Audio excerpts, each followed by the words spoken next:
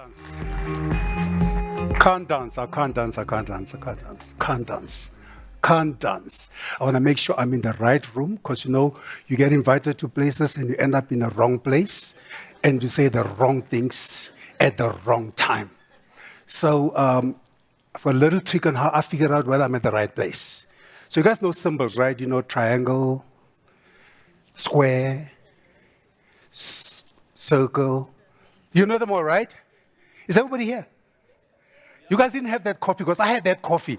That coffee, I don't know what they made it from. And I've been to Ethiopia so many times, I've been having that coffee, but I think that one is a special blend.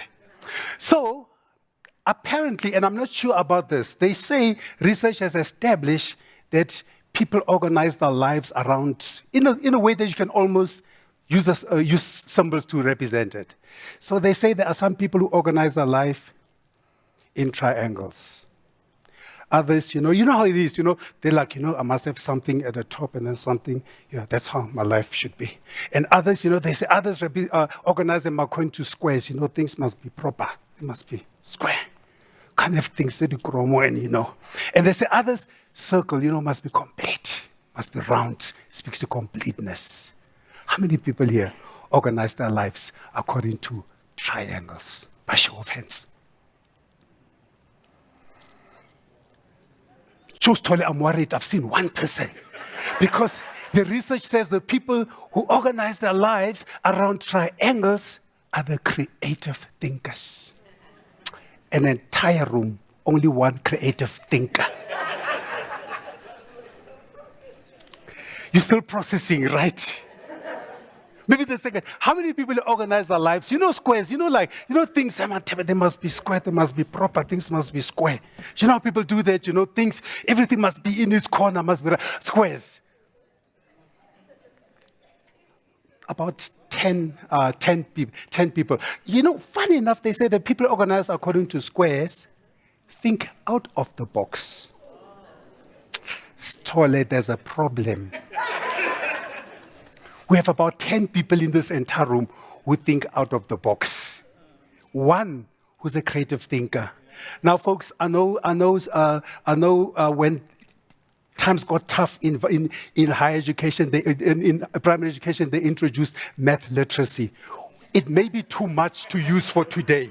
So I am not going to ask you to use math literacy to reflect on the fact that the majority, because I only gave you 3 options. The majority are circle people. What do you think research said? They said the people who think that way have only 3 things in their mind. Sex, drugs, and rock and roll. Guys, am I in the right room?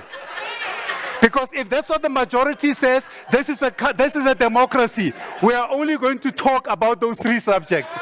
So that's why I wanted to make sure that I'm in the right place. But maybe I'll just reduce it to city branding. And then I think what we'll do as well as city branding, we'll talk a little bit about brands, about, try to bring it together. I want to relate it to our everyday lives. Because it doesn't help, when you try and separate what we do from our everyday lived experiences. So I'll use brand. I'll go back and forth between places and products. So maybe perhaps get a bit of a view on how this works. Where am I? So I'll use some definition. I'm not terribly academic, but I'll use some definitions so that to give a bit of context.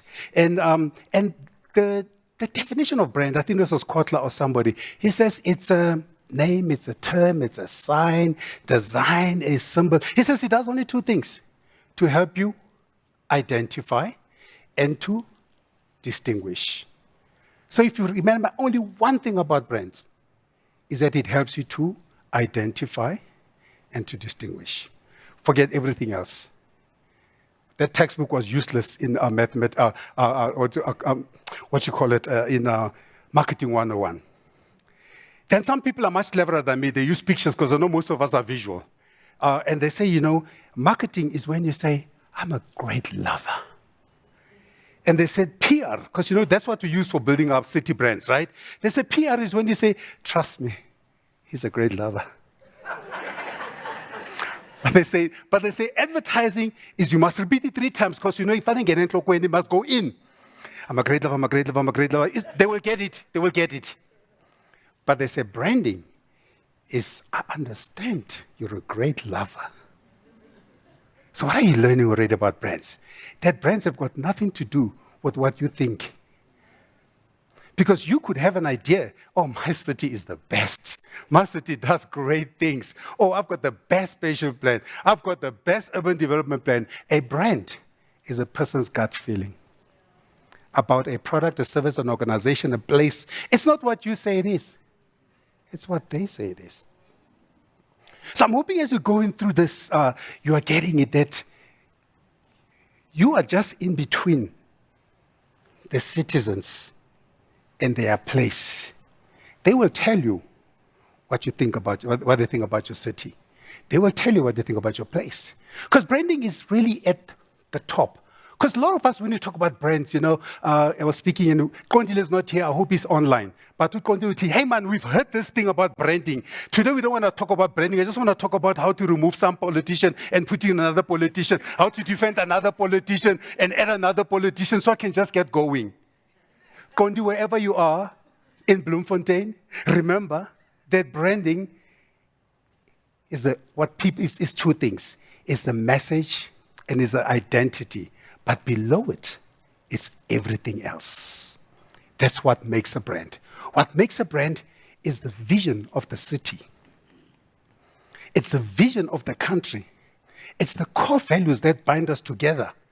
It is the environment that we've created. It is the people who are leading the business. So are we getting it? Branding has got nothing to do with pictures, with logos, because I know, working for cities, but it's fun as a rebrand. We need to rebrand.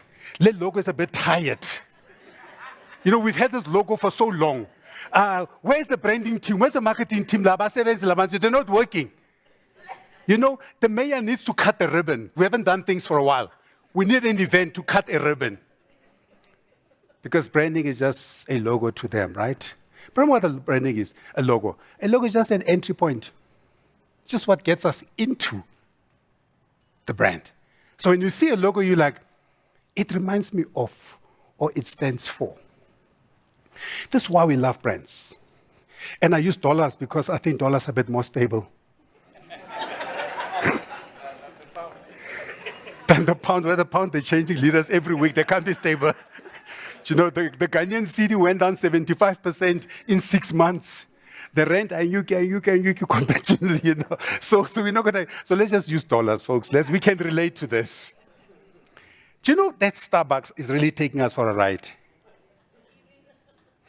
Because that same coffee layer on the other side, the one we had during coffee break now, that same coffee, I bet you, I don't know, I'll check with you, Lebo, and how much they're charging us. They're probably charging, maybe if you buy it right outside of the street, it's 50 cents.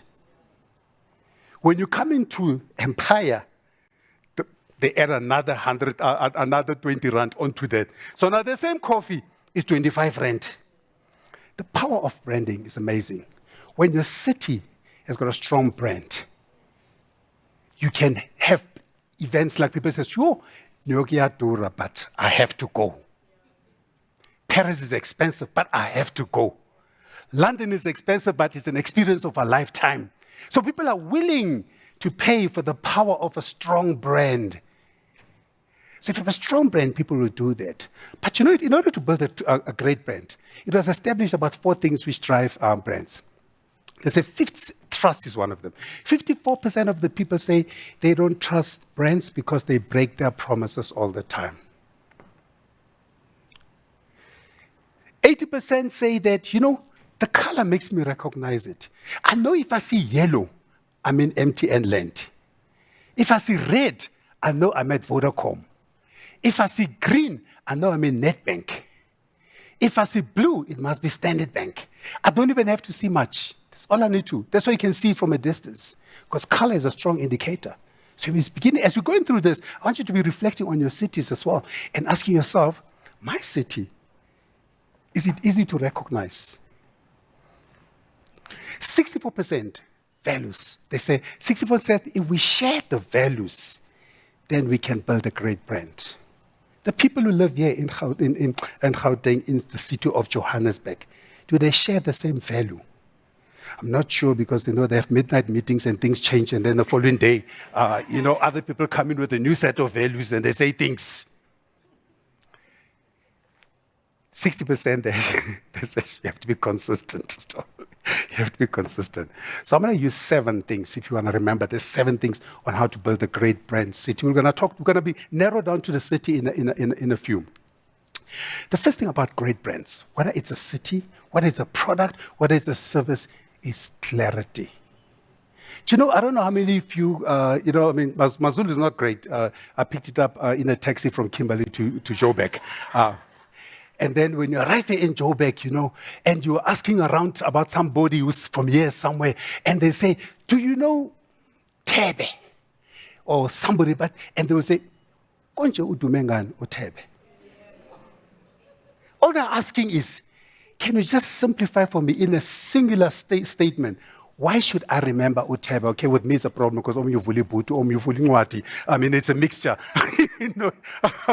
For me in Joburg. So, it's about clarity. Clarity is really about understanding. For example, when you go to a brand like that, I already talked about the coffee one.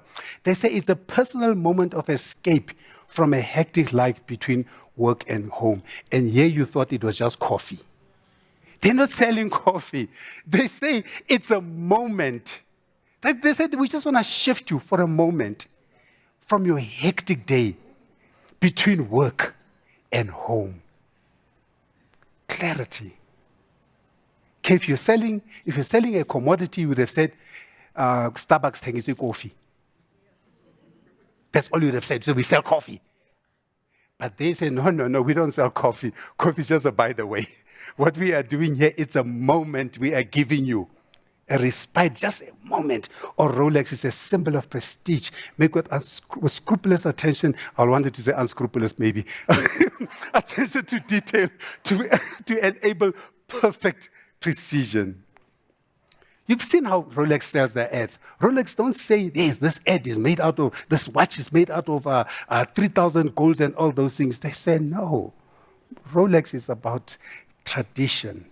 And they say it's about history. They say Rolex, it's about history. They say if you want to pick the moments in history, you can. A Rolex will keep that moment for you. They'll tell you exactly Tiger Woods, what he wore and when. And then, of course, the rest of them, Intel says, you'll find us inside your computer. When you find us inside your computer, you can trust that it's going to move faster. They can say it's a chip. Has anybody seen Intel? I think Intel is going to blow you because it's like a witchcraft. Because we've never seen this thing. But it's working apparently. But when you open the computer, ching, and then we know it works. But here's the thing about clarity. You need to find your competitive advantage. Not your competitive advantage. I saw Porter came to South Africa, 20 years ago, and he was talking about you defined what competitive advantage is. He said Porter's supposed to be the father of competitiveness. He wrote all the books on competitiveness. And he says competitive advantage is not about being better than your competitor. It is about being different. So what challenges do we face in cities? Like Mpepu said, if Butazona did it, we can also did it. I think that's what you used to say, right? So most of us, when we're planning our cities, are thinking, what are they doing there in Cape Town? No, we also have to put in those green lanes here in Joburg. We have to, because people are going to Cape Town because of that thing. We also must say, what are they? No, being serious. That's how we think most of the time, right?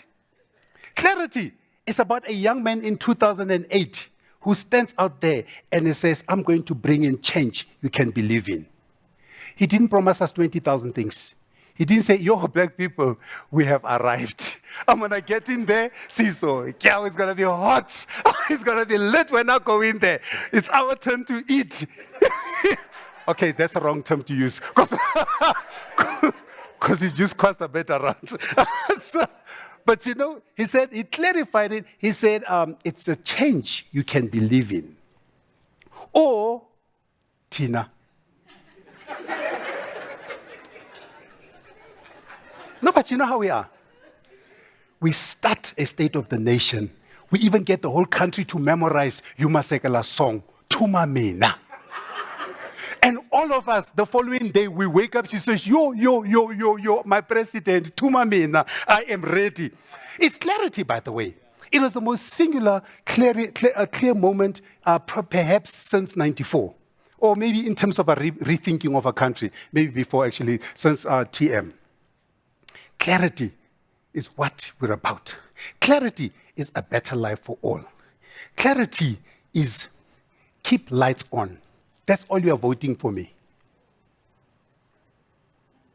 Keep lights on.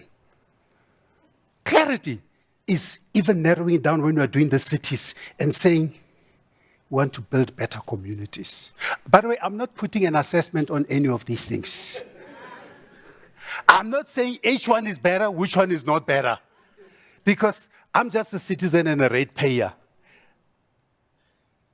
Others says, land and jobs, manje. That's clarity. There is no confusion what EFF's positioning is about how they're going to build the cities. There is no confusion about what Mashaba wanted to do. We're going to fix the cities. We're going to take out the foreigners. We're going to clean them up. We're going to close the potholes. We're going to fix the city. There's no confusion about what to DSS. We get things done. It's clarity. So you have to be very clear, even in your thinking. So matter of fact, you can write all the 3,000 pages that you write and send to Pretoria, or even send everywhere else. At the end of the day, it must be like a doctoral proposal. It must be that singular line on the top of, or your master's line. Is to all this thing inside here. What is the one thing, key takeout of those 3,000 pages you're trying to impress me with? That's clarity. That's why, when you're doing a doctorate, they stress you out, these fools. They keep stressing you out. Even a master's, they keep stressing you out. To just come and say, narrow. Or I'm running out of verbs. I'm running out of adjectives. Are you with me? Narrow it down. Or deport all the illegals, every last one. There was no mistake, Uguti, he wanted all the Mexicans out of town. That's clarity. Do you remember when he was coming down the stairs? He says, that's how I'm going to build America. I'm going to get rid of the Mexicans, and Mexico will pay for it. We even created a slogan out of it. I'm going to get Mexico will pay for it. It was the theme for the entire elections. Folks, I didn't put any assessment on this. I'm just saying clarity is important. Because if you don't clarify, they will clarify it for you. First, they will land in your country. They will be confused whether they're in another country or another because we are all the same. Or they will go into your country. It will be based on something they think your country is about. Ooh, going to Africa. I hope I don't get AIDS. Because, honestly, I was in another city the other day saying, so you want to come to South Africa, but you're Johannesburg. That's how people speak. Because it is that branding, because we have not clarified what our cities are about, and then we're going to come to the rest of it. I'm just at the beginning, that you have to first clarify what your city is about. Then you have to, and when you clarify the city, it's three things that are important. The place itself, the people, the leaders, and the party that leads. There must be harmony among all those three. There must be agreement in all those three. The second thing, now remember I said, it's nice to come up with slogans. It's nice to come up with a beautiful theme for your city. It's nice to come up with that beautiful thick documents. But folks, can we please be believable? Are we able to deliver on it? Because what we need to do, we need to make a promise and deliver on the promise. That's what branding is about. You guys, how many people eat Kentucky? We all eat Kentucky. Because there's nothing like that. We'll go to gym tomorrow. But we love Kentucky. And Kentucky, the amazing thing about Kentucky, in London they ran out of chicken. And people says, what the fuck? I'm sorry. What did I say? Oh, we are sorry. How could you run out of chicken? And even they wrote it there. They say a chicken restaurant without chicken is not ideal. We apologize to our customers. So you can't make a promise that is not available. You can't come up with these lofty promises about the cities and they are not nowhere to be found, only because it sounds beautiful. We have fulfilled our APP and we have spent money with launcher, and then we are going to, AG is going to say that it was fruitful expenditure because there's pictures of the launch. Doesn't matter how you make these promises, whether you make them from a socialist, a conservative, liberal, libertarian perspective, it must be believable. Like the city works for you. How many people are from Cape Town? Hello, Cape Town. Hello, Cape Town. I thought it's the most beautiful proposition. Because when I hear, the city works for you, I'm thinking, I'm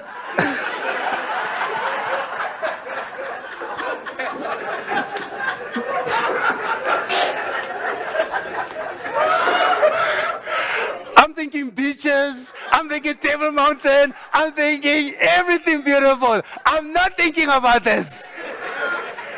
So that's why when you go to Langa, to Khayelitsha, to everybody, and they say, this city works only for a few. So do you see when there's a disconnect between the promise and the delivery?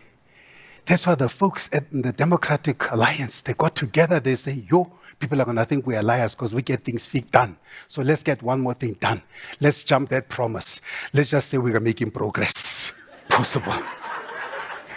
But we are going to need you to come with us. Because in the land there. So you see, so sometimes we dump those promises because we now realize, because this city is not working for everybody. If it's not working for everybody, then we must change the promise. Make a promise we can deliver on. I know they said, I don't know what they were saying. They were saying, we want to get the mountain in moving with a corkscrew. I don't know what was happening. But the truth of the matter is we all know, hello, Cape Town, right? Yeah, that we just couldn't do that. It's like Standard Bank when they say simpler, better, faster. And the customers were saying, simpler way. Better than who? Faster than how? That's why they kept moving forward. I think they're moving backwards now. Can't what they're doing. They're doing something else now. My favorite city. I'm from Kimberley, so I came from here in a taxi because I was coming to look for the diamonds which built the city. Because apparently they were all here. Yeah, you come here, it's an entrepreneur, it's a thriving entrepreneurial city. I just Googled, that's what I got. And they said, discover Joburg. It's lights. I don't know how old this picture is when I talk about lights. And they say it's a world-class African city. Beautiful. Come on. Everybody wants to come here. They jump Bait Bridge and they come straight here. They skip all the other cities in between. Everywhere they end up here. People from Uganda, from Angola, from everywhere else. World-class. Potholes. Crime. Bills that don't work.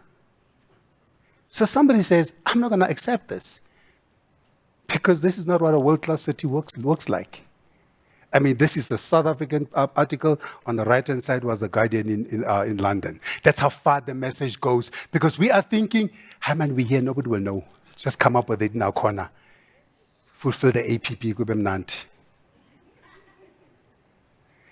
So we can even be challenged on these things. If the citizens are awake, they can challenge us on everything. There, after how many years? 12 years. Finally, after citizens says, we are not paying for these toll gates at all.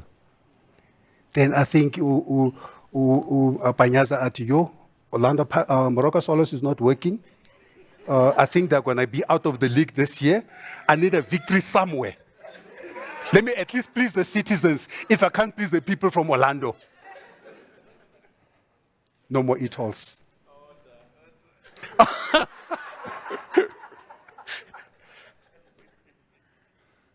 You can see what happens when our cities are not working for the clients, the citizens. Decline. Decline in income, decline in popularity, and all those. People don't trust politicians. They don't trust politicians. South Africa, 10%. Trust in politicians in my country, 10%. I'm glad they're not here. It's just us, the normal citizens and the technocrats. Imagine if they saw this as their mirror. But I know politicians, they will never look at the glass as half full, they always look at it as half empty, but there's 90% opportunity to get better. And then they ask, what's the worst thing about the area where you live? This was recent. 23% young people, nothing to do. Municipal councillors, incompetent. The roads are not working. We don't have access to electricity. Our area is neglected by local authority. There's no regular water. Nobody cares about our village. We are not close to the schools. There is no clinic or hospital close. This is branding. We may call it branding as a term, but branding is just a promise made and a promise delivered. That's all branding is. That's all promise is. In marketing, in consumer space, they say 90%, 96% do not complain, they just leave. I think it's the opposite in politics. Because citizens behave different from customers. Because I think for them, 96% they will express their complaints in their actions.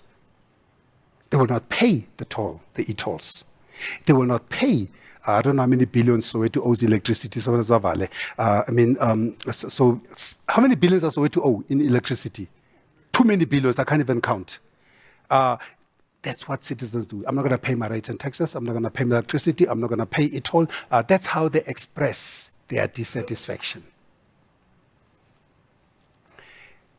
Or as the one on the right-hand side are for people from Kimball, because they can understand it, but the rest of people can't. Ek is gatvol vir die munisipaliteit se kakdiens. Hoe kan rekenaar wat gereeld betaal word agterstallig wees? Miskien moet hulle teruggaan kleuterskool toe en leer 0 + 0 is fokol. En nie fucking 62 rand. En they say Engels miskien verstaan die fucking min, nie Afrikaans. Anyway, I think in simple English, they're just saying 0 service, 0 rates and taxes. That's all they want to say. But Afrikaans people, they just want to be colorful. They're like the French. They just want to take a simple idea and just try and make it je ne sais quoi. All you have to say is, you didn't make this provider service, I didn't pay for them. End of the story. And they say, look how simple our branding is. We want water. Because when you got into government, what did you say? We're going to provide water for everybody. That's what it's simple things. Credibility, folks, is how Trump puts it. Promises made, promises delivered.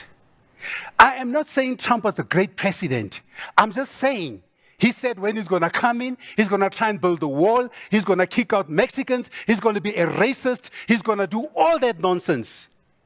And you know what FT said? FT said, he is what he said he was, an enemy of the trade, immigration, regulation, abortion rights, a defender of American fossil fuel industry, and the use of torture. He won an election on his foundations, and his energetic pursuit of them as president is fitting and legitimate. Whether your name is Mashaba, or your name is Palatse, or your name is Morero, whatever you come in with, you must deliver on it. Whatever it is. Because that's what got you the votes. Because the votes is a mandate. And then who will work for them must make sure that it happens. So I know people have got issues about cadre deployment and all those type of things, and all those languages, I don't know what they mean. At the end of the day, all it means is, if I'm a mayor, I'm going to come in. Everybody does it. The day everybody does it. You come in, you surround yourself with the people who are going to help you deliver on the promise. If you don't like it, go find another job. So it's very difficult to compute that I work for this city and this is what they do. Promises made, promises delivered. Third is about consistency. Consistency is understanding you can't promise me that you can't make me get used to something and then you change it. Like Coca-Cola tried to change the taste of Pepsi. And by 1983, Pepsi began to outsell them. You probably remember, okay, the three who were born here will remember. That Coca-Cola, the sales just went, whoop. Coca-Cola went back and says, we are bringing back the real thing. And they call it classic Coke. Because it's about consistency. You can't get people used to certain thing. And then you get them right. You lay up rails here, you're going to put in bikes for us to run. Then a new administration comes and takes them out. We're already cutting out. You can't bring how train takes me 12 minutes to the airport. A new administration comes and says, no, buses, please. The fourth thing is about change. You can't stay the same. You have to keep changing. You guys remember Kodak? What happened to Kodak? They didn't move with the times. Like if you go to some municipalities, they have not digitized. They are looking for your bill. They are looking for your registry. They are looking for your, for your, you know what I'm saying? For your list, they are looking for. I hope they sanitize those thumbs. But you know what I mean? But none of our municipalities, right? I'm worried about you because I think Eyaku municipality in Chal. But Nokia says we didn't do anything wrong, but we lost. Because what did Nokia do? Nokia did not innovate. They allowed Apple to out-design them, Apple to out-simplify them. Everybody else applies to cities. When the rate of change inside is slower than the rate of change outside, it's the beginning of death. It's the beginning of death. Must have a conscience. You have a conscience, the fifth thing. You know, if you look at some of the challenges, this is 2016, but I'm telling you, it's still the same thing. The lives of most Africans are marred by poverty, hunger, poor education, ill health, and violence. I can apply that to every city, every metro in South Africa. I can apply this to every metro in South Africa, what I've highlighted. We have problems.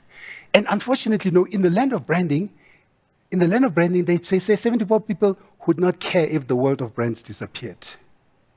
And the millennials say they will punish unethical companies by avoiding their products. We are lucky we're not just products. We are lucky that they have no options. But I'm telling you how they're punishing you. They will come to Dainf and Diepsloot, same thing. And they will put their mansion there, made out of shacks, next to your mansion, made out of hundreds and millions. It's a punishment. They will go into Center Drive in that beautiful, what used to be a beautiful park. They will go stay there every day. That's how they punish you. They're just telling you, fix this. Fix this. Fixing is understanding that the work we do must be transformational. If you look at what M-Pesa has done in Kenya, they have moved access to financial services from 10%, 5% in 2006 to over 70% in 2010. It's actually about 70, it's still about 70, 75, even now, today. It was transformative. The changes we bring must transform lives. 6, we must incorporate our culture. I don't understand coming to a city. Somebody said it yesterday, I was watching TV, and they said, on TV, they said, when we go to France, we try and speak French because everything is in French. But Tina, we're trying to be like the other. We are running away from our culture. When you go to the airport in Kenya, you feel like you're in a Kenyan airport. When you go to the airport in Ethiopia, you feel like you're in Ethiopia. When you fly the plane in Ethiopia, they will feed you that food. Okay, they give an option. You want that of yours or you want us. So now also the way they offer it, you're like, ours must have like something not nice in it. Let me try the Linjera and all those things. The guys in East Africa, they say we are going to start speaking in Kiswahili because it's the language of the majority. We will write in Kiswahili, we will speak in Kiswahili. I mean, this young man, all he did was this Amandebele. I should be allowed in my city, because to be in my country, to be able to walk around in my traditional way. Do you know, Esther is amazing because Esther is like the Mahlangu, dressed like that everywhere she goes. It's a culture, even at the airport. When she go, because those kachiks, then the Ndebelesi in the room will know those kachiks, you only take them out when you're dead. You can't take them out while you are married and still alive. So when they say, "Tee!" at the airport, sorry, I'm in Ndebele. They shouldn't say, Master, please, let's come and deal with this customer. Can somebody bring a chainsaw? We need to get the legs off. Our culture is integral to who we are. I still think KwaZulu-Natal and that part of the world could do an even better job of anchoring their positioning around the traditional history of Amazon. Because when you go to Kenya, and the Ashanti king is central to the identity of the Kenyans, of Ghanaians, sorry. But I don't think we tend to underplay our cultures because we think our cultures should not manifest themselves because all of us are English, we're all from Oxford. And they must know. We went to Sorbonne in French. They must know. They must know. These guys take care from the seat that the chief sits on, and they create an institution, the head of the presidency, that looks like the chair of the thing. So when you go in the main road, you said, oh, so this is the central office. Till now, we still go to the union buildings, which were perfect for 1908, or I don't know when they were. They were perfect 1908 because they were reflecting a dominant culture of the time. When we had an opportunity to build institutions around, what are we doing with the money? We are just looking for a quick tender instead of looking for a delivery and assertion of who we are. We did this well. We did this well. You know, when Philip, what's his name, the other thief, Seb Blatter, when he was here. Sorry, I was trying to find a word, I couldn't get it right. When he was here, and he asked us to spend 50 billion of our money on some stuff and don't. And then, and they said to him, we are going to do a calabash. I'm sorry. We don't do calabashes. This is FIFA World Cup. Johannesburg is supposed to be a world-class African city. We want this thing to the highest standards because this thing has to compete with Wembley. How dare you? And when it was finished, Seb Blatter says, as good, if not better than Wembley, distinctly African. That's how we think from an infrastructure development, because the infrastructure is part of how we are building our institutional, our brands, our city brands. As Fela says, you can't sing African music in proper English. So you must understand who you are and reflect that in everything. Why put out a billboard telling what a city is doing in English when 60-70% of the people you're talking to in Duba can't even hear lesilungu zakho?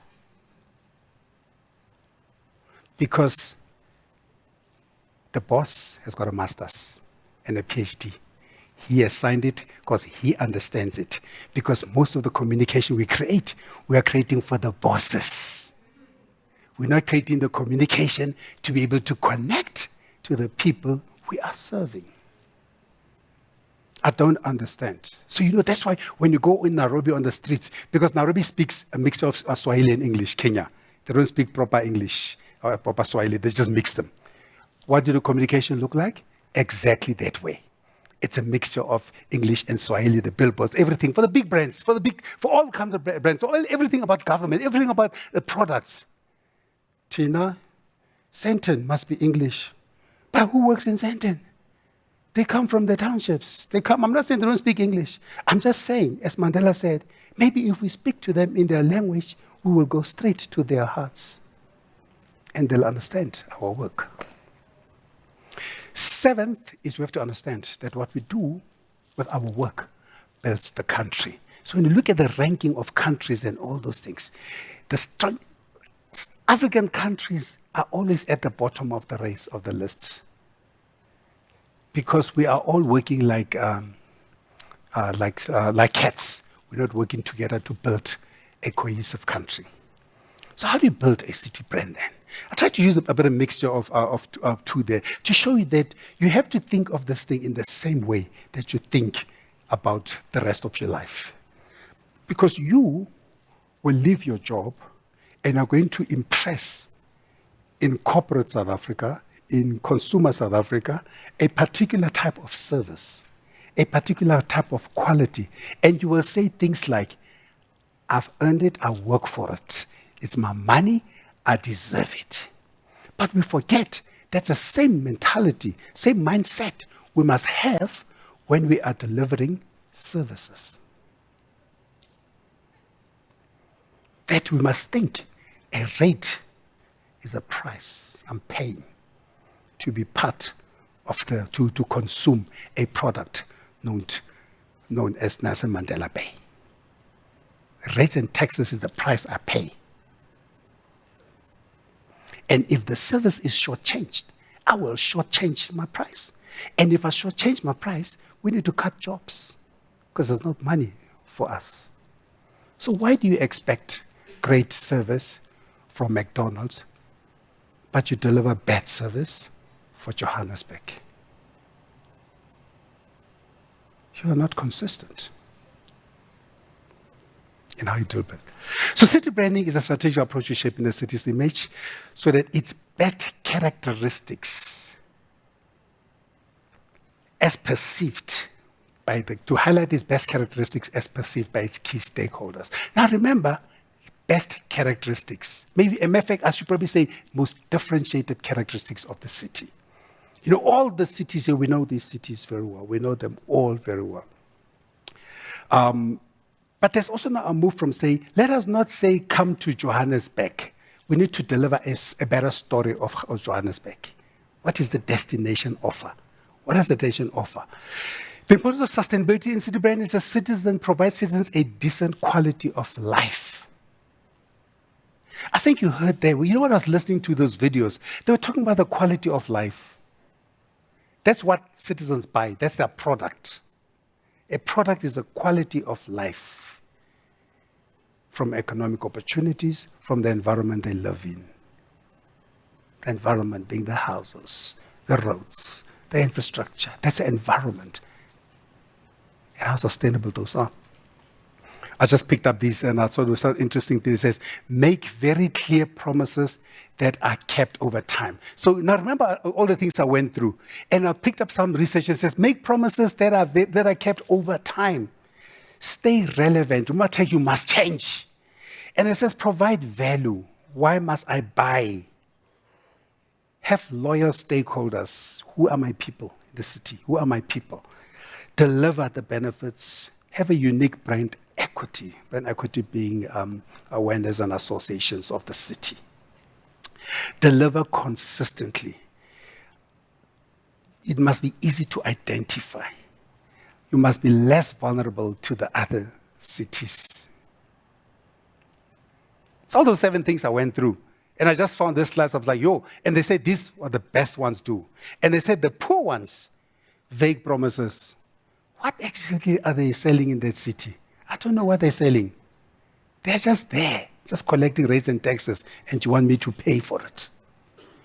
Very low equity and low emotional commitment. I can't connect to the city. I don't know why. Why should I? What is it offering me? Spotty reputation, they create doubt, and have little loyalty and rely on promotional incentives. And if you pay your ticket by tomorrow, before lunchtime, you'll get 50% off. No, traffic department. You should make sure that people want to not break the law. You should not make it look like month end should be the time when you want to collect and run revenue targets. Because that's a promotion they're doing. That's a promotion. If you pay your water and electricity, now there's a deal going. That's promotions. Rather make it easy for people to want to pay, to feel the value of what they get out of these cities. Picks up some notes as well, builds on identity and distinguished features that differentiates. I think you remember the key words to me to remember is about differentiation. Joburg will never be like Cape Town. Cape Town will never be like Joburg. Two different cities. They never will be like eThekwini. Three different cities. Metros. Or Mangaung. So we must not forget to recognize Kondile in between. Because it may feel like it's not being involved here. Clearly communicate the benefits and the strengths of the city. I like this. It's about creating a blueprint to guide decisions for city planning, capital attraction or retention, infrastructure investment, public policy. Do you see what they said? They didn't say about advertising campaign. They didn't say it's a blueprint for an advertising campaign. They say it's a blueprint. If you are clear what your brand stands for, what you are proposing, everything you are doing leads to that. Everything you do must lead to that. Must be a common ground for everybody. It must bring life to a city. The most important thing to remember out of this, differentiation and a blueprint. So what you have to remember about this. As cities grow and plan to become more developed, the city branding strategies anticipate future realities. That's what I say. It's about, think about the future trends and changes. Remember I said about Kodak. Think, where is everything going? Are we keeping in step? Understand the perceptions. I don't know, how often do you guys, which city here does citizen surveys every quarter to see whether they have earned the right to exist? Yeah. Because you must track whether, because Coca-Cola does it, McDonald's does it.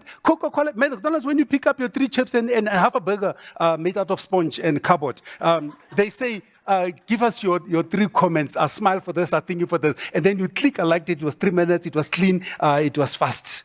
That's McDonald's promise. Clean, fast, and cheap.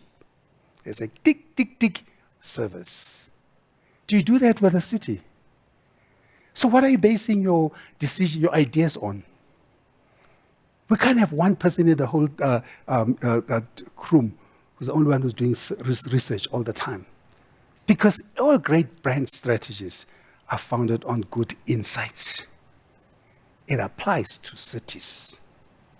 Because what are you delivering on? How do you know what they like, what is working, what is not working? Consider the audiences of the future. I like this because this says, don't worry about la. You know, I was at the UN building, AU meeting in 2013, and President Sata from Zambia was still there. And President Sata was invited to come and address a group of youth. You know, Sata from Zambia, he passed on. You from Zambia?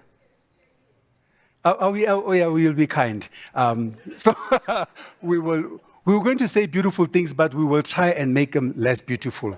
No, I'm teasing. So Sata, you know Sata well, because Sata was like Makufuli. It was his way or no way, and these things have to be done today and have to be done his way. I mean, he had a good idea. Then Sata was late for the meeting with the young people.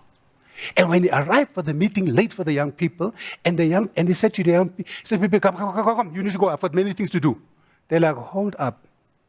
You are going to be dead sooner than we are going to be. We are going to be in the future. Do not rush us. This is our meeting. We are going to be in the future. So you need to be talking to the young people who are going to be in the future. It doesn't help speaking to the 70-year-olds who are running this country.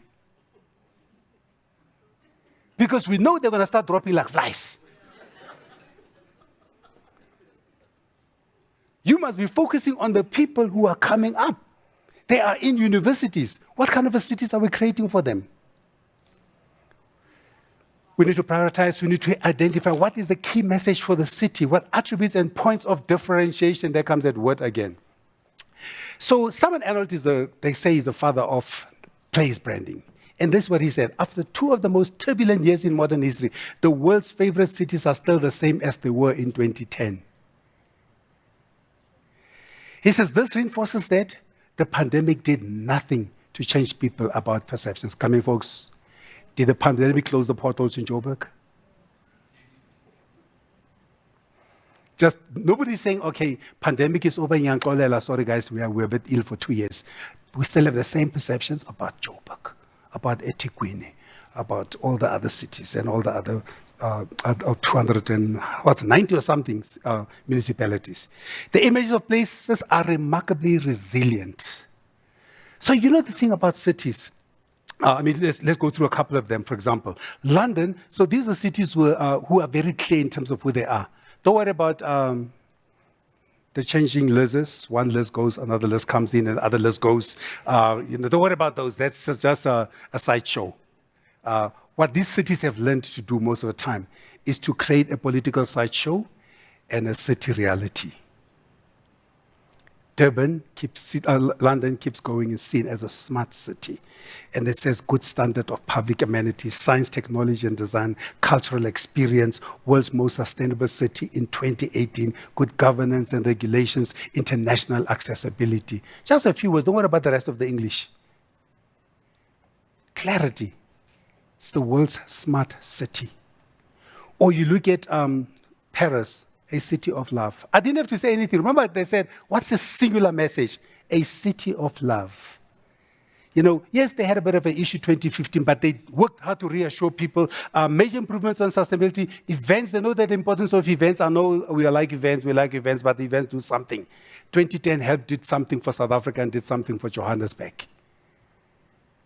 For 2 minutes. We were safe for 2 minutes. We had no load shedding for 2 minutes. No potholes for 2 minutes. As soon as they left the city, we opened up the potholes. We got back to normal. Instead of leveraging that opportunity and say, how do we build on this? How do we build on this? To create City of Paris, an authentic story that still stays the same even today. And data, the use of data is also been quite important. Or you look at, I love New York. Effortless blend of diversity. It's like the melting pot. Okay, 7 million of them come from Israel, but it's a different story. Can-do attitude. Everybody says you must come to New York. You can get anything done here. The logo, which we all love, wasn't really intended to be a symbol, but just expressed how people feel about the city. It's a city that's very competitive and very alive. Or Ekapa. Cape Town, for all its sins that I love Cape Town, though, I love Vodacom. Vodacom used to have a beautiful ad, and it says, welcome to Cape Town, where the cloud covers the mountain and Vodacom covers the rest. I was like, yo, Vodacom. No wonder I haven't noticed my charger since 1994. It was so warm from a brand. But Cape Town understands its brand very well. We have to give it to Cape Town. I think the big cities understand their brand. I think a bit of disarray here, but Durban understands what it can do right. eThekwini, if we can build around that royal kingdom, you have to make it it should be our principal royal city, if you will. As Cape Town should be, whatever they say in Cape Town, they say it's the world's creativity and culture critical to shaping the image of Cape Town. Remember in 2017, they became, I think it was earlier even, they became the first city in Africa to be awarded UNESCO City of Design. That's why the design in Thebe is there. They do amazing design from infrastructure. They took that 450 million and put it into those silos and created Zeitz Museum. It's design. So everything you do must feed the desire. If you want to be about creativity and about culture, then, well, the best museum in the design, art and culture museum should be in Cape Town. Then the design in Thebe must be held in Cape Town. So you must attract the things that helps to build the city. Design as a vehicle for change is what I say. Hamburg will be quick. Sustainability, top of the agenda, named as the Green City of the Year. Do you see how they position themselves? And they use awards, events, initiatives, and all those things. Design, advanced technology, sustainability, combine industrial and green, because the two can live side by side.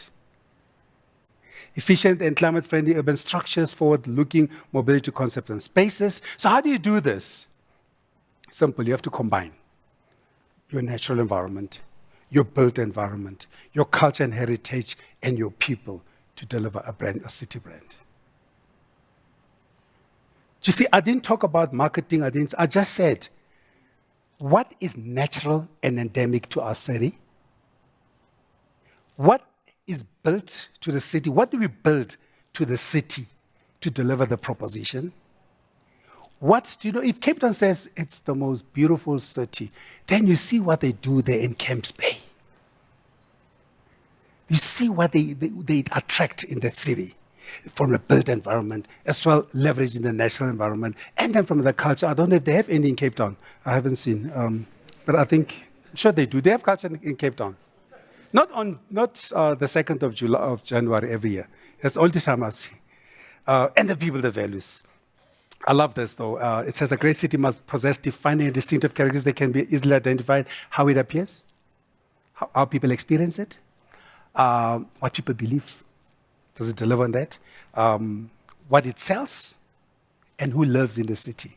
Who lives in the city is also part of... Because remember, you're trying to attract investment, citizenship, and visitors. So what should we be doing as a city? We should be saying, hi, man. Why is Luncedo living in Joburg? We should bring him here to live with us in Cape Town because we want people like him. Let's make it easy for him to come here and live in our city. So that's why it's a combination of the functional attributes, then the emotional, the culture, the creativity, the diversity, and then the soul. Have you seen the new campaign for soul in West Seoul, Korea? It says soul, soul. It's like the soul of soul. So you see, it's the beauty of how you combine all this, how you combine the heart, the emotional attributes, and the functional attributes to deliver this. Closer to the continent, you look at a country like Rwanda, you look at a city like Kigali, they said, we've just had a difficulty in 1994. We need to transition from that. When South Africa was gaining its independence, they were chopping each other. But they said, we are not going to be defined by that experience. We're going to redefine that experience. And in redefining that experience, they decided we're going to use Kigali as the capital city. We're going to do everything in Kigali that tells the story of Rwanda. That's why they built the memorial of in Kigali. That's why they built the biggest event center. Why? That's why all the major events about Africa go to Kigali. They've positioned themselves as the event capital of Africa, particularly when it comes to technology. But you have to deliver everything in a brand. You have to deliver how people experience it in a city, how they see it, as I said, what you do well, and how people behave. Kigali, for example, they've established RDB. Everything goes through RDB. RDB is the master plan of how to deliver the city of Kigali, of the country. The image of Kigali, clean. It's the cleanest city in Africa. Because there, on the third Saturday of every month, I think they call it Umuganda, the people are not allowed to leave their neighborhoods for the first 3 hours of the day, from 8 to 11. You are obliged to clean your neighborhood. They even have car-free days, so that the city must maintain its cleanliness. Because they want to tell a better story about the country, the city. Even their culture, like I said, they have not forgotten. I mean, they've learned what we should all learn. What we should all learn, for example, from Judaism and all those, is do not discard your history. Institutionalize your history and your experience so that we should never ever go back there again. You cannot have a situation like a city of Joburg where Lily's Farm, we can't afford it to open up. Apartheid Museum, we can't afford it. Yet, Fort Tracker Museum is the embodiment of 1952 or 48. We have to be thinking hard about these things, how these institutions help to deliver the city brands. When you go to Namibia, to Windhoek, one of the first places you'll go to is the museum of how they won their independence. Not too far from there is their Heroes Acre, the people who deliver that. Those are just some of the institutional parts of the brand and the capabilities in terms of the Kigali have set up a innovation city inside Kigali. So for those who want textbooks, understand, order the city. Based on research, create an identity that you want for the city. Make sure that it is differentiated from other cities. Have a clear vision of where you want to take the city. And then go tell the story. Go tell the story. So all of you have got a little piece of paper somewhere. There's a piece of paper somewhere you've got. Just write for me in a piece of paper the one thing that troubles you about your city. You don't have to write your name down. Actually, don't write your name down so we can deal with that. The one thing that, and then we're going to collect, like those who go to Rhema and everything will understand this practice. There will be people be going on the lines and they'll be collecting these things. Just put them all in there. So write the one thing that troubles you. If your handwriting is distinctive like mine, we're going to call you out. So just put, so write the one thing that troubles you about your city. And the one thing that you say, the one thing that we all need to help you, because we're all going to solve that problem for you. I want it anonymous so that you mustn't say, yo, my boss, Zoibon, is going to know it's me. The difference between public sector and private sector, cities and products, is private sector brands, they benefit a few. Public brands, they benefit everyone. Private sector, you have control. In the city, you have zero control because everything resides with the citizens and the politicians. Private sector, few layers of approval. In your area, everybody wants to sign something. Private sector, things get done fast. In your area, everything takes time. So I think if we can learn something, public sector, private sector, a company owns. In public, everybody owns, the citizens own the city. You don't own that city. So I explained it to somebody the other day. I said, you do not own the city. It's not your city. It is my city. If it's my city, I have a say in where you are taking it. So whereas in the private sector, it's about commercial transaction. In the public, it's about national well-being. So to close this section, then we're going to go to your questions. To close this section, we need to reflect on our leaders.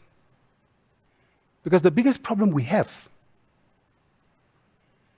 as technocrats is not the ability to come up with good ideas. Matter of fact, most of us here are way overeducated for what we do. But we are sitting on our qualifications because we have to dumb ourselves down to somebody who left at lunch and didn't come back.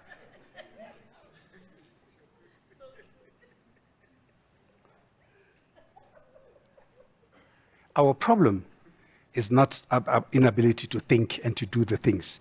Our problem, as Sir Johnson says, is that we are poorly managed.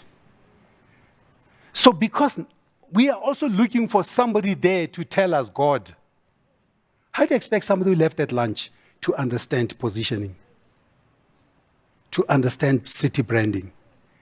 Your job is not to judge the person. Your job is to empower the person.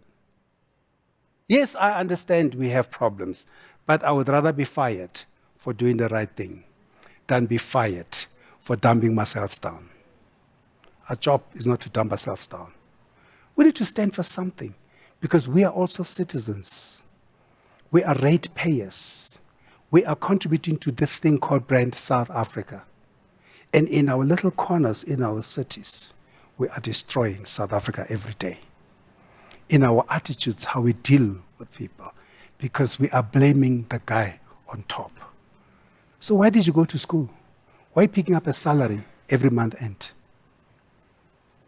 That's why we have organizations like the SACN to help us empower, at least to go one step forward, to empower us where we come short. As she says again, as member of the elders, for the sake of the planet, particularly for Africa, leaders must seize the moral imperative and commit to decisive action. So it's also about sustainability.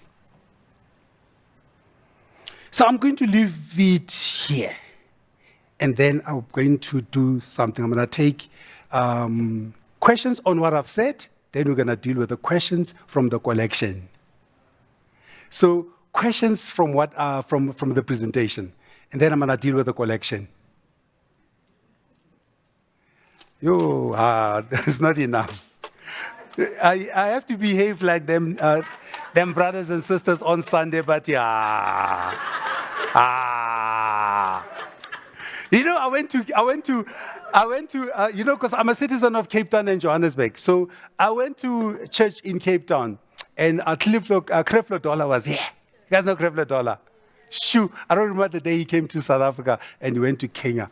And then there was a long line, but the last line I did was in 94, so I wasn't going to do this one to get into church. So I arrived dressed in a suit, and I went straight to the front like Kimberly boys do. But sorry, sir, I'm with Creflo Dollar. So, Mr. Ikalafeng, so they let us through. You must dress apart, otherwise they will not think you are the part. So they let me into the thing. So then I was sitting second row to Creflo, and the wife, that diamond, that bracelet. You've seen the diamond bracelet. Just baby what? And Creflo Dollar stood up and he said, as a young man growing up, because church is branding, you should know that by now. Yeah, because they promise you something that you may never ever attain. But at least you can keep striving for. And then you must pay for it. So Creflo Dollar says, when I was a young man growing up, and then I saw people putting money coming because they was excited about how I preach.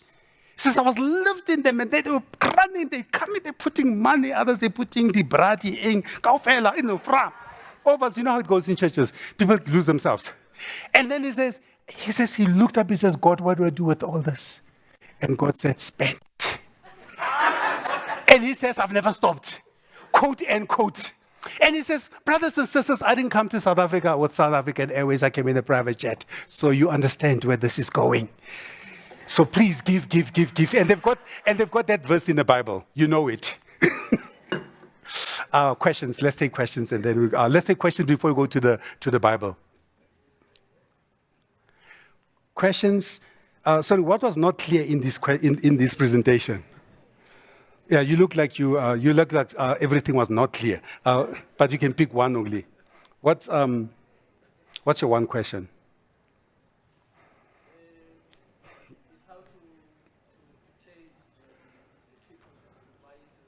How to change people. How do you change people in the city to buy into the brand? The most important thing, it was said earlier in one of the videos, collaboration. You must work together to create the product called the city value proposition. Because the problem is in cities and many places, we are top down.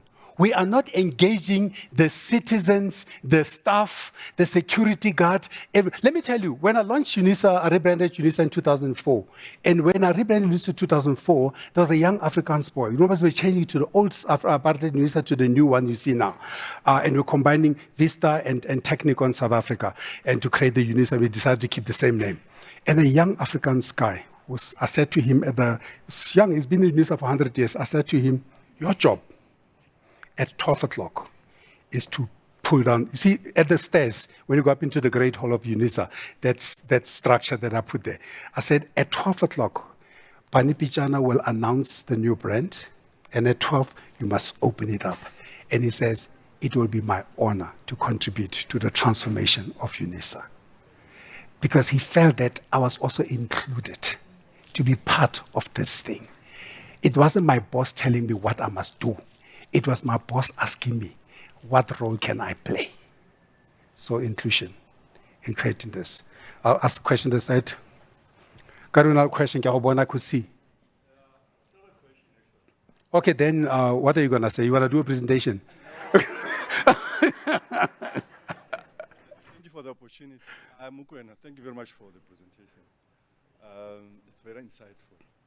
I love the city of Joburg. Yeah, I love the city of Joburg. And the slogan that says, world-class African city, it was a vision. It's still a vision. You know, just like the NDP 2030, it's a vision. So I think maybe we need to revisit that and say, how do you achieve the said vision?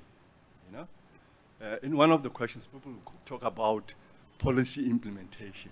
You know, so policies were attached to the vision. So maybe we need to sort out that. Yeah. There is no problem, by the way, in promising people every Sunday that they're going to see Jesus on their last day. There is zero problem. Because at least you are filling them with something to look forward to. At least you are exciting them.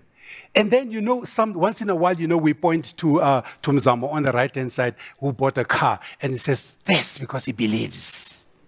And it's manifesting and it's working for him. You must believe, then we'll all get there. So vision is important because I say the people without a vision shall perish.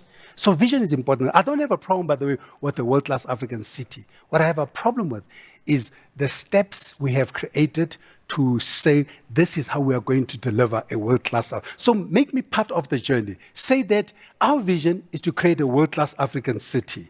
And this is our milestones. For the first 10 years, we are focusing on infrastructure. For the next 10 years, we are focusing on the experience of the city. I'm just saying, for example, for this 10 years, in 30 years' time, but you know, here we do visions every 10 years, and then I don't consider one vision is done every 10 years. Matter of fact, the vision is strong enough, the world-class African city, because it is unattainable, but I can see it.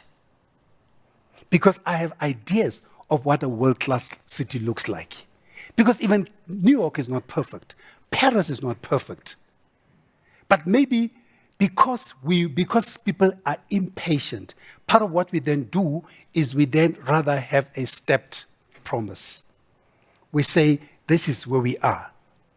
Let's give them a city. Let's not tell them that it's a city that works for you. Let's rather say progress together. And this is how we're going to step our progress. Because that way then I can at least work with it. Instead of saying simpler, better, faster. And just say, I don't know what they're saying. What are they saying now? They're moving forward. I forgot what they are. They're doing something now at Standard Bank. I don't know what they're doing. So that's what I think. Hopefully I've explained to you. Let's get into the collection. Look, I'm going to get into the collection. I'm going to see the collection. So I'm going to do... There's a question. Where? Oh, sorry. Hey, now I'm finance just steal so that's why I wore a white shirt today. I wanted you not to imagine me here. I wanted you to know Ngila.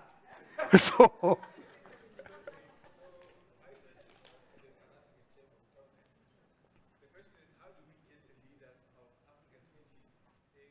the cultural and creative industries seriously. So when people travel, I was in Dubai at the beginning of this month, people travel to see cultural attractions like the Museum of the Future, New York and Paris and cities like that. But the leaders of African cities have not really taken this sector. And I think culture, I believe, is the ticket to the future. How do we conscientize, mobilize them to start taking this very powerful aspect of who we are seriously? Very good question. First, you have to have the right people in the right positions. That's our problem right now. Because we can go to Twitter, we'll see the answers and the questions. So we need to have, I'm not saying much, just have the right people in the right place. That's what we should insist on us as leaders. Because we're all leaders in our areas. Insist to have the right people. But mostly, but easier than moving the people is to be able to demonstrate the value of what culture as an anchor can do for a city. So step out of your city, because if you tell them about Cape Town, they're going to say DA. If you tell them about Johannesburg, they're going to say, don't tell us about the ANC. If you tell them about Northwest EFF, are you with me? So it becomes that. So move away from the political fray and step aside and use a best precedent example and case study and expose them. Our job as well is to help our leaders to see the light. I mean, we shouldn't just take them on a stipend to Rwanda to see how a city can work out of one thing. We should take them to Rwanda and really engage them and get the people, for example, to show them how the city works. I'm just saying as an example. Take them to Paris because they love going overseas because the stipend is bigger. It's in dollars and pounds. So take them to Paris and to London, but insist that they get things done. That, there's presentations they get to see. And then when you come back, you build onto that excitement. You say, my leader, we need to do that for our city. As you saw, and you must always have a Rama with you. Rama is very cheap. So that's why I didn't go to Bata, because Bata is expensive. So go to Rama and start a brush and just whatever it takes to butter that person up, to make them feel good. One thing I learned in corporate, I was very, if you probably know my story, I was incredibly uncharacteristic corporate player. So I was pretty much, it was me versus the boss every day. And then I realized, after 3 years, this thing is not going anywhere because this guy's going to close all my roads. This guy's going to make it difficult for me. And then I spoke to the one coach, Ati, no, Thebe, even if it's your idea, do not say, boss, here is my idea. You should say, boss, do you remember that day when you mentioned this thing? The good thing about you is that he's so busy, his memory doesn't go that far. So, I went to do a bit more research, and I can't believe how you were on the mark. And this is an idea that really builds on what you proposed. As long as you know you've done the right groundwork, don't care about the credit. Care about the impact of the results. The problem with us here, we love credit. So, as soon as I changed my tag, you should have seen me at EXCO meetings. Everything is my boss. It's like, Ross, I even had to think hard about how to lie. But you have to pick something and then segue into his delivery. Just to get the things done. Did I help you? Yeah, don't be stubborn. It doesn't reduce you. Your goal is to get the job done, not to get the credit for doing the job. Remember, you work for me, the citizen of Joburg. If I, the citizen of Joburg, appreciate the delivery that you've done your job. That's your credit. I've got 30 minutes. Google, wait, there is collection. No, I've got time. There, they good. I've got time. Sorry, Google's trying to take into my time. There, 30 minutes. 30 minutes. I hope these things were written in. Somebody says rates. This is not a question, comrade. That's not lazy thinking. How am I going to answer this? Is this a question or a statement or a billboard? I don't know what this is. Next.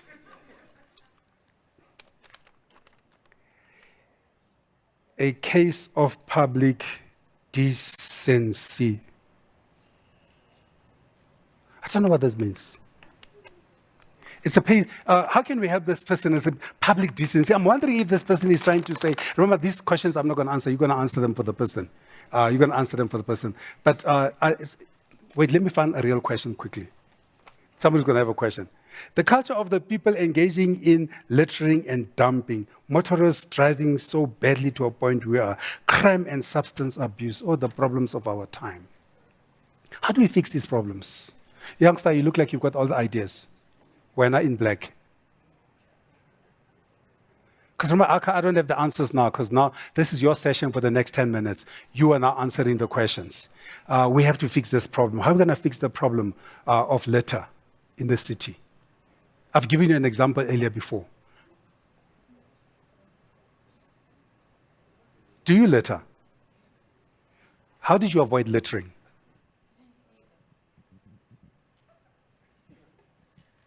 How do I avoid littering? I make sure where like I do littering, that I make sure there's a dustbin there. So, but you've answered it now. For us to avoid littering, we've seen it in the cities. There are no dustbins anymore. In Rwanda, they've got dustbins everywhere. So the way for you to avoid littering, you've put a dustbin there so that people should say, and then you create, like I've done in Uganda, in Rwanda, a culture You incentivize them with the benefits of the city, a clean city. So you've got the answer. I told you the genius in the room. And then substance abuse. You've got an answer. How are we going to fix that?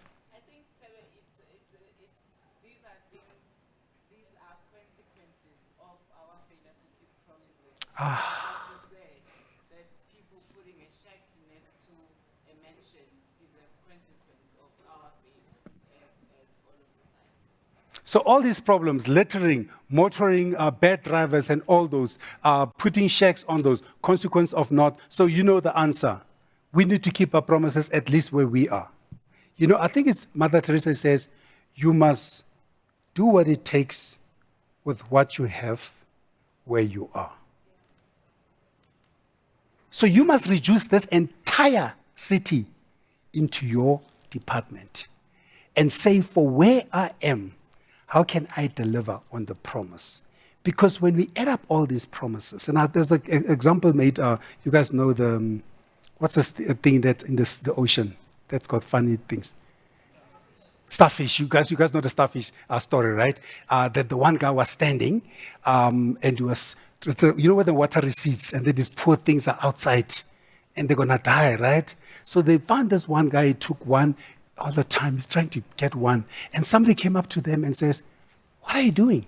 He says, I'm trying to save them. He's like, you're never going to finish these things. You may as well let them die.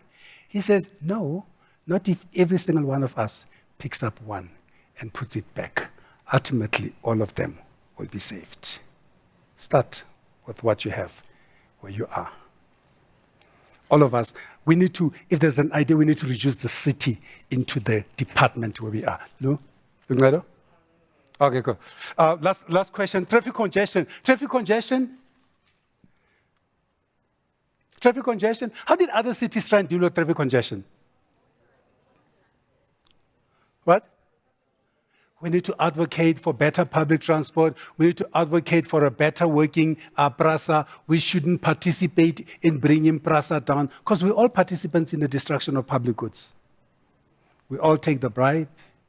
We all cook the tender for the wrong person in our space. Rather let them call you impimpi. Rather let them call you are not compliant. Because by you fixing that, you are fixing PRASA. You are fixing that public transport.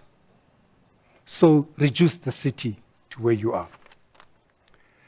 The roads and the service and the refuse collection, we've spoken about refuse collection as an idea. I'm going to do 3 questions and then we're done with this. Indecisiveness, help get the basics sorted. Indecisiveness. I think indecisive, how are we going to fix indecisiveness? You look indecisive. Maybe you can help us. And you are from Mandela Bay because you've got help us because you've had how many mayors in 3 hours? You in London must be running for the best. You know. We must help them make the decision. So point them in the right direction. Help them make the right decision. Because the indecisiveness sometimes is based on the lack of confidence in the right decision. So sometimes help them to make the right decision. So you see, Anu, you must help them there in Nelson Mandela Bay, please. Because you know it's a bit tough, it's rough. How many mayors have you had now this year? Well, don't worry, it's not an African thing, it's also happening in England. So, but at least the civil servants in England are doing their job. That's what we need to do as well. Last question here. I thought you guys are going to ask like some other questions. Asking the questions we dealt with already. How promises made are never kept. People's quality of life is compromised. Yeah, that's true. We've dealt with that, right?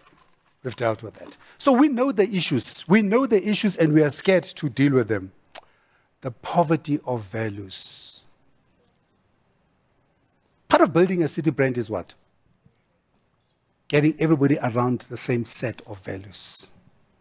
What does my city stand for? What binds us together as a city? And then do I live those values? Because they say you must be and live the values. You must believe the values. That's how you're going to deliver on this. And I'll do this as last one. The exclusion of the poor. How do we get the poor people involved? How do we fix the poor people? Sir. Andif? That's a deep question.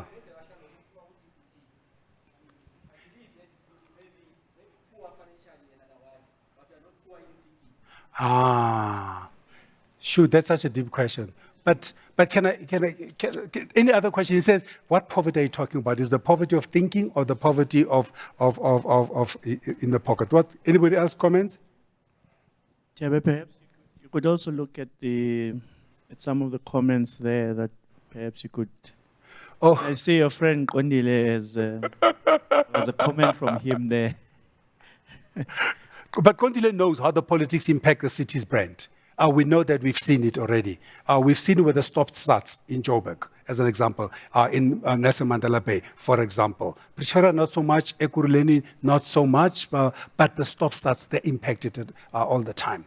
But again, it is this thing that we need to drive to as South Africa. We need to drive to a point of an agreed vision for the city, not a vision for DA, EFF, and all the other people. Because the vision of the city should be how we make the city better for everybody. And the political role players, their job is to just deliver on the promise for the city. So, and then this is the funnest and definitely impact the feel of a city. The idea of Cape Town has become synonymous with the DA for better or worse. And that's the point I've just said now. So what do politicians do? They like to take credit. The DA, what did the DA do now? They say, you see, the ANC bought into our idea about the ETOs do not work. So it's got nothing to do with you, DA. It's the citizen says it is not working for me. You are just a political intermediary. So it is about trying to understand, because we are all politicians here, we are all citizens here, we are all civil servants here. We need to also go out there and put the citizen at the center of our decisions.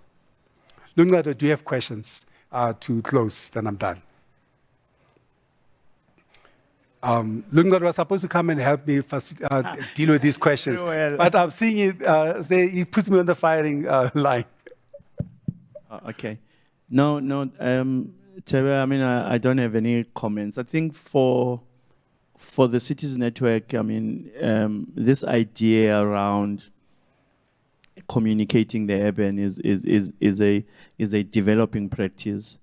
I think we've done a lot of work around what the urban agenda is, but very little work to try and bring everyone along in understanding what this means, both from a practitioner perspective as well as from a public perspective.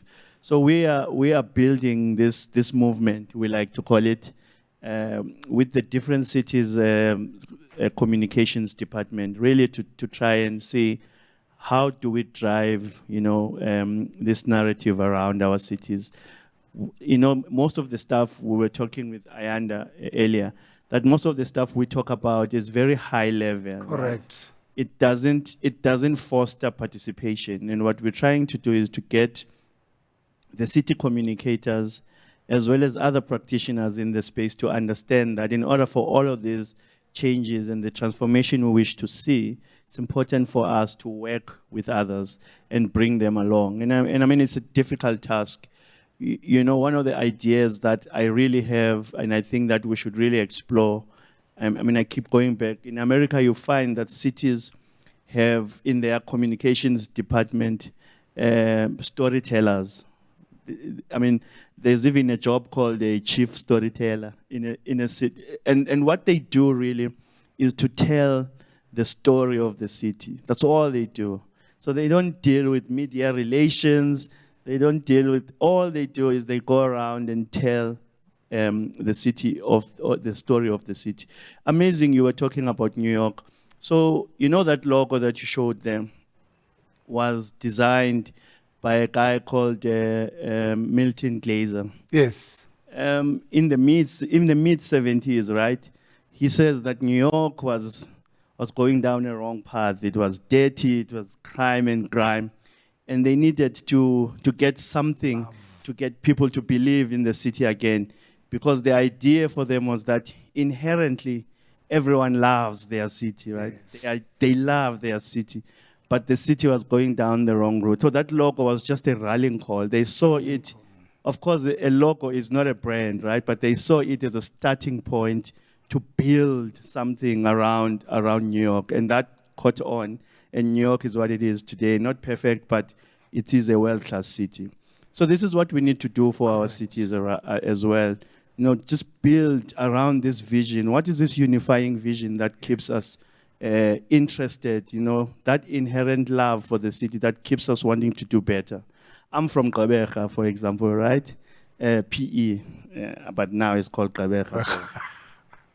So I love the city. I'm from there, born and bred. But when I go home and I see what's happening, it really hurts me, right? But through this platform, for example, of the Cities Network, I'm able to contribute towards, you know, transforming the city. And I mean, this is what we do in all the cities. Currently, we're working on the communication strategy for eThekwini. You won't believe the brand promise that city holds, right? When we're doing this work, if you look at that brand, eThekwini, you could do wonders with that brand, right? And I think they get it. And that's what we need, right? We just need one city to get to understand that you're dealing here with a serious brand, that if you were to leverage it, right, the spin-offs for the citizens, for the region, for the entire KZN region, could be massive. So this is the work that we're doing. It's really hard yards. I think what Stoles did say yesterday, that this work is hard. It's you know, it's the hard yards, but I think we could do it.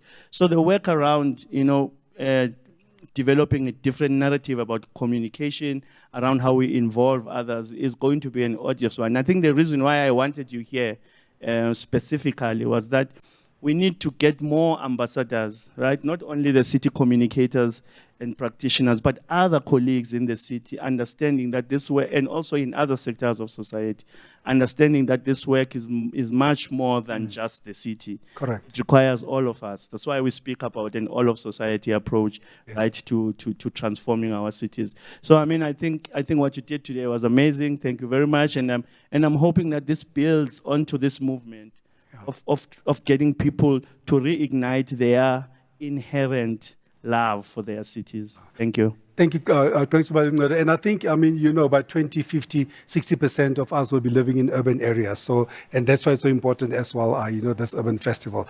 And the second thing, just to build on to that, is when you talk about the poor, it's what Balingore says, don't leave anybody behind. And how do you not leave anybody behind? You must put yourself in your shoes. You must remember you also came from PE in a taxi to go and find a job, to go work somewhere. You were exactly where they were. So you need to create a better opportunity for them to also transition from where you were when you got there. Because if you think that way, if you reduce yourself to that level, that I am from Gqeberha, I'm from Kimberley, if you reduce yourself to that level, you then will understand what your cousin, your auntie, your brother, your cousin who lives in Kimberley, what they are going through, because they also have the same ambition as you. So to me, the poor people are not the people who don't have the money, are the people who actually are living in the urban areas and have got all the resources. Because the poverty is the poverty, well, like you say, of the mind, but it's also the poverty of forgetting where they come from. So if you can put yourself in their shoes, we begin to build great cities. I love that story about storytelling. So it's my last story that I'm out. When I was going to I didn't want to join Nike, for example. It's the last job I had. I didn't want to join Nike. And they called me. They tried to convince me about joining. And I was like, yo, I'm going to take things. I'm sorry. Who sells sneakers? It's not kind of a job. It's not respectable. And then they said to me, we will fly you to New York. To Portland, where the head office of Nike, just go and experience and see what we are talking about. Because at that time, Nike was nothing in South Africa, 96. So I then flew over to Thingy. I don't have a job. They've paid for my flights. They go there. Then they arranged a meeting with Nigel Farris. Nigel Farris was at Nike when Nike began. And they said, just have cope with Nigel. Just get to know what we do here at Nike. Nigel's job was just what he said. So Nigel was explaining to me, yo, I must tell you when this thing started, man. Phil Knight used to go in a car with Bill Bauman and they'll go to the fields and they'll be cutting shoes. He's like, yo, man, the excitement when an athlete performs better because of what we do.